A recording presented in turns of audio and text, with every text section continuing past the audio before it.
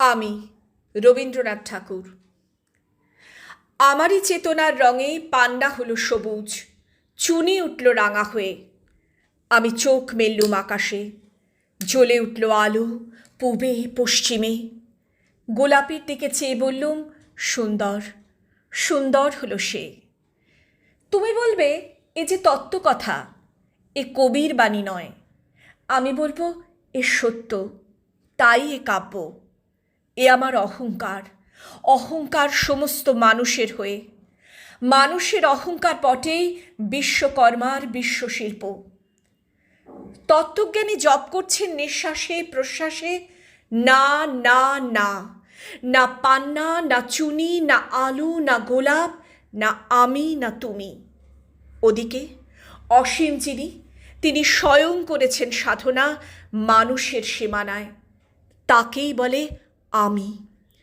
সেই আমির গহনে আলো আধারের ঘটল সঙ্গম, দেখা দিল রূপ, জেগে উঠল রস, না কখন ফুটে উঠে হলো হাঁ, মায়ার মন্ত্রে রেখায় রঙে সুখে দুঃখে। একে বলো না তত্ত্ব, আমার মন হয়েছে পুলকিত। বিশ্ব আমির রচনার আসরে হাতে নিয়ে তুলি, পাত্রে নিয়ে রং। পণ্ডিত বলছেন বুড়ো চন্দ্রটা নিষ্ঠুর চতুর হাসি তার, মৃত্যুদূতের মতো গুঁড়ি মেরে আসছে সে পৃথিবীর পাঁজরের কাছে। একদিন দেবে চরম টান তার সাগরে পর্বতে, মর্তলোকের মহাকালের নূতন খাতায় পাতা জুড়ে নামবে একটা শূন্য, গিলে ফেলবে দিন রাতের জমা খরচ। মানুষের কীর্তি হারাবে অমরতার ভান, তার ইতিহাসে লেপে দেবে অনন্ত রাত্রির কালি।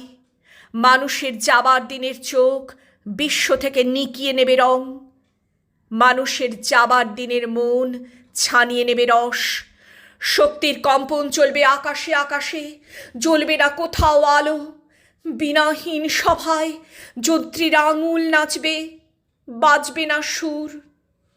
সেদিন কবিত্বহীন বিধাতা একা রবেন বসে নীলিমাহীন আকাশে, ব্যক্তিত্বহারা অস্তিত্বের গণিত তত্ত্ব নিয়ে।